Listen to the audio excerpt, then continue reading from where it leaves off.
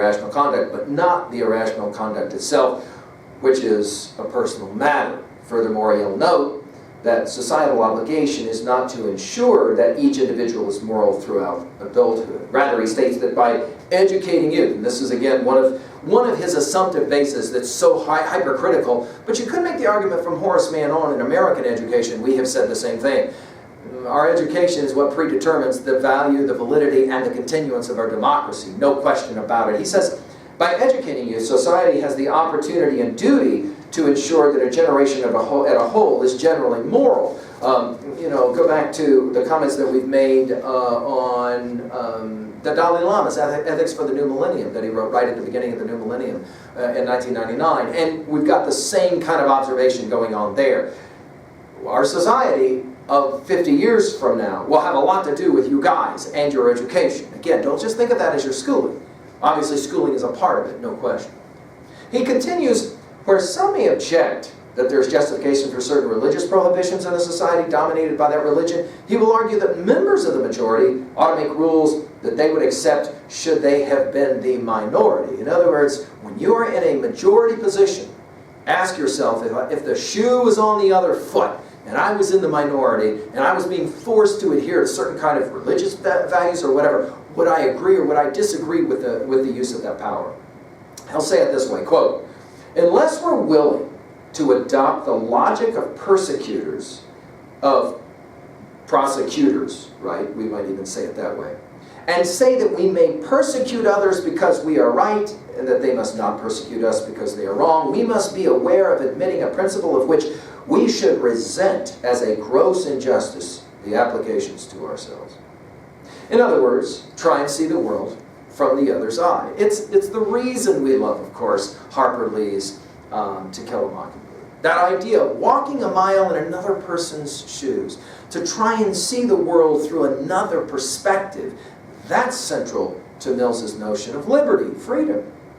Obviously, he references, when he's saying this, an earlier claim that morals and religion can't be treated in the same light as mathematics because morals and religion are vastly more complex. And of course they are, right?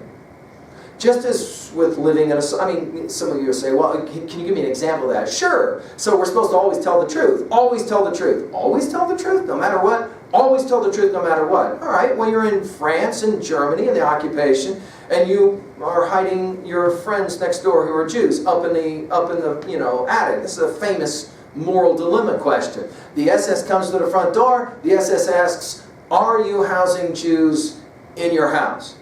Well, of course you are. But we would all hope that you would be a person of moral fiber, and to that degree you would say, absolutely not.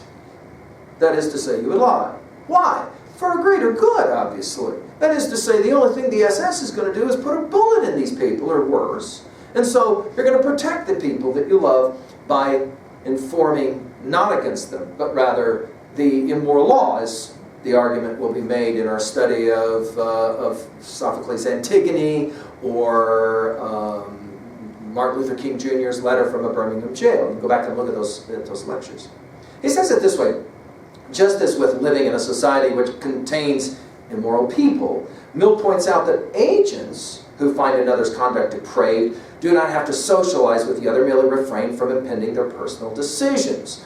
Mill generally opposes the religiosity-motivated societal interference. He admits that it is conceivably permissible for religiously motivated laws to prohibit the use of what no religion obligates. For example, he says, a Muslim state could feasibly prohibit pork because of their religious values. However, Mill still prefers a policy of society minding its own business and staying out of humans' private affairs and private lives. Obviously, since 9/11, especially in our country, this question has become a central question. To what degree is privacy something that we voluntarily, or not always so easily voluntarily, give up for the greater safety of our culture? The last chapter he calls applications, and this is a compelling chapter because obviously he's made his point about the utilitarian ethic as it relates to morals and freedom, and now he's ready to talk a little bit about some of the different elements that are concerned, right? He begins by summarizing principles. The maxims, first, the individual is not accountable to society for his actions insofar as these concern the interests of no person but himself. Advice, instruction, persuasion, avoidance by other people if thought necessary by them for their own good are the only measures by which society can justifiably express its dislike or disapprobation of his conduct. Secondly, for such actions as are prejudicial to the interests of others, the individual is accountable and may be subjected either to social or to legal punishment if society is of opinion that the one or the other is requisite for its protection.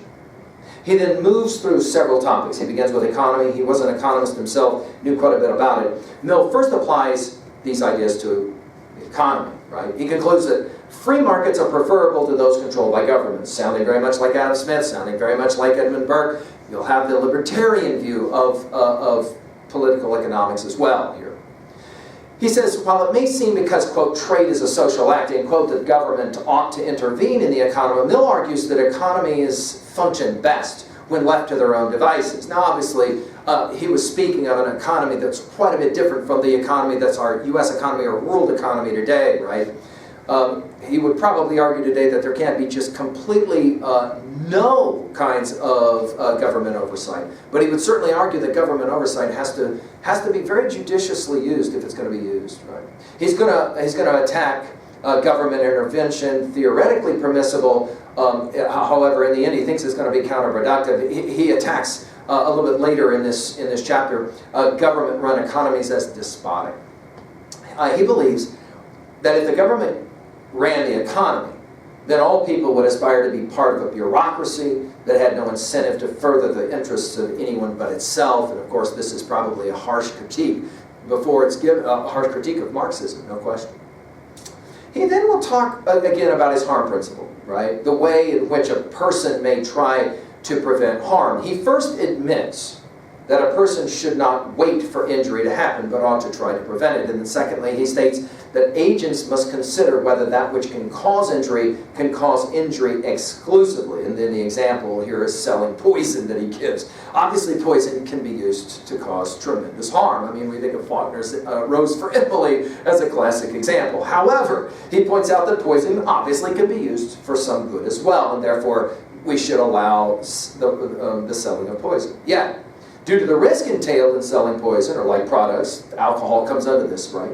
He sees no danger to liberty to require warning labels on the product. That is to say, we'll let you buy a cigarette, but we're going to put a label on it that tells you it's a pretty stupid idea to smoke all the time because it jacks with your lungs and your health, right?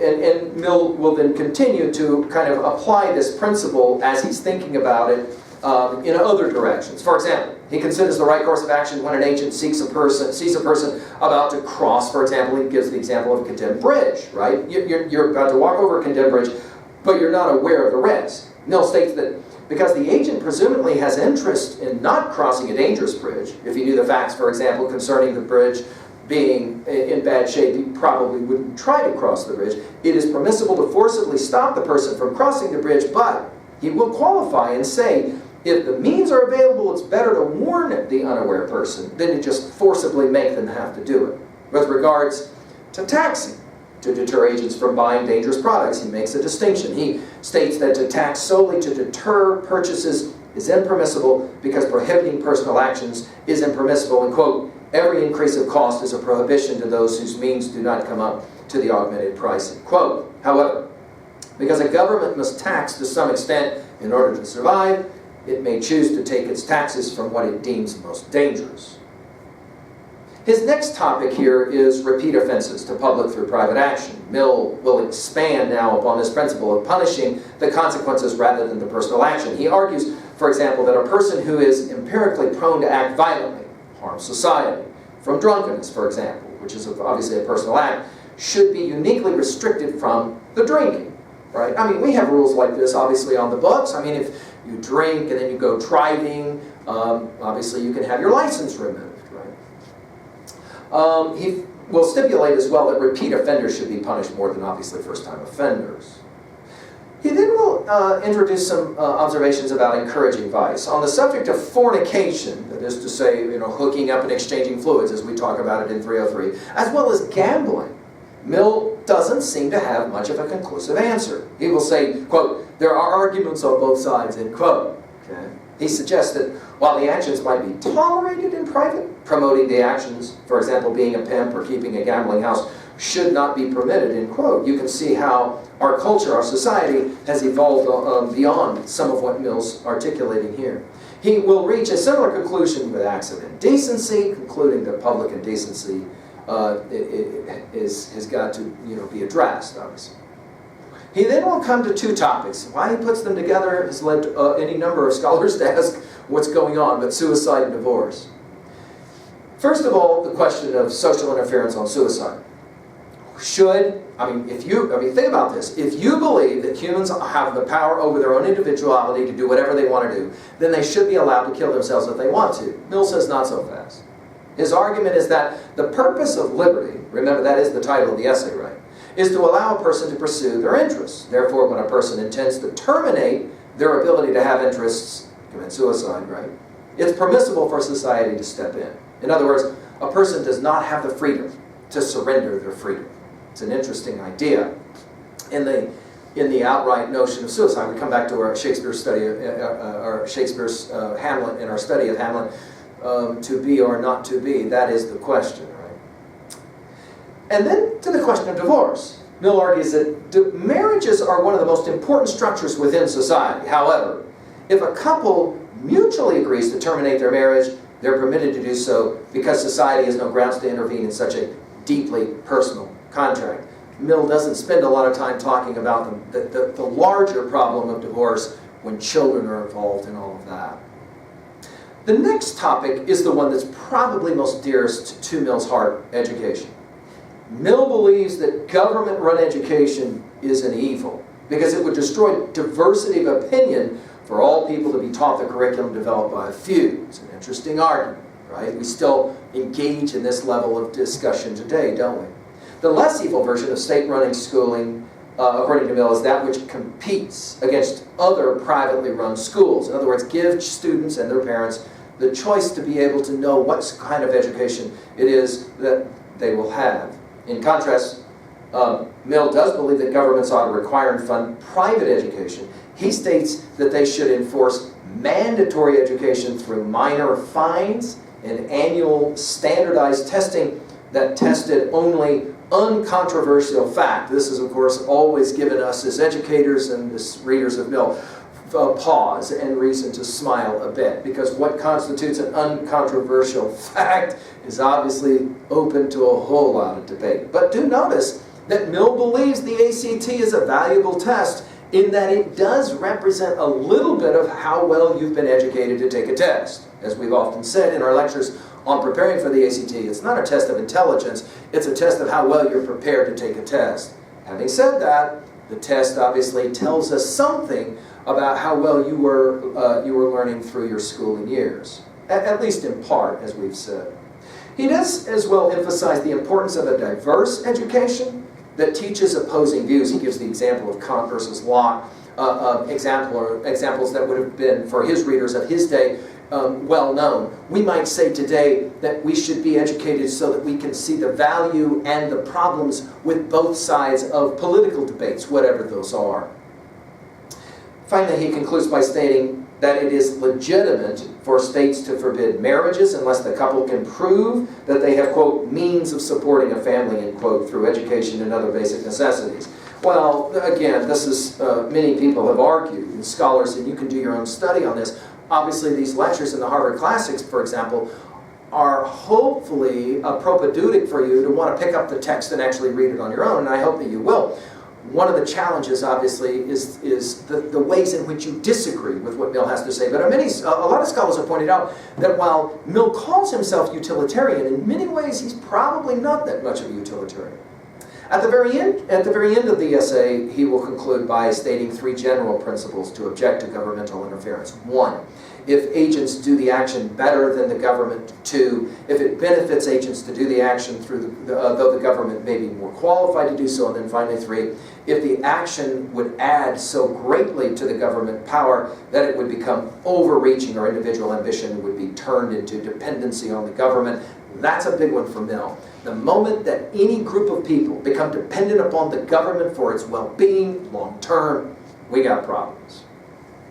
He summarizes his thesis this way, quote, "The worth of a state, in the long run, is the worth of the individuals composing it. And a state which postpones the interests of their mental expansion and elevation to a little more of administrative skill or of that semblance of it which practice gives in the details of business, a state which dwarfs its men in order that they may be of more docile instruments in its hands, even for beneficial purposes, will find that with small men no great thing can really be accomplished, and that the perfection of machinery to which it has sacrificed everything will in the end avail it nothing for want of the vital power which, in order that the machine might work more smoothly, it has preferred to banish." Well, that's on liberty and Mill's celebration of education. Epistemologically, to just work through our big 5 quickly, what is this text saying about what we can know? Be cautious of absolutist positions on any position. The fallibilist position makes more sense in terms of what you know and what you think you need to know. What does this text say about ontology? Well, the individual is proceeding to the society, and the celebration of the individual and the sovereignty of the individual, hypercritical. What does the text say for us about psychology and the individual, the study of the individual mind? Well, we have lots and lots of motivations for the reasons that we act the way that we act. And we have to be aware of those motivations, and that's a huge part of what our education ought to be about. Sociologically, what does this text say? Society's got to play a role in helping the individual. We think about educating children for schooling for children, right, for example. But we have to always maintain a healthy balance to allow the minority to have its voice. Finally, in terms of theodicy and the question of evil in the world, Mill is very interesting on this count. He will argue that much of the unhappiness that we have is because we do not accept the responsibility, the duty, he will call it, borrowing from his study of Kant, the duty of our own individuality. We go back to our study of Emerson for that one, right? Well, there it is. I hope that these comments have led you to maybe gain some interest in picking up Mill's classic, his autobiography, as well as On Liberty. Thank you.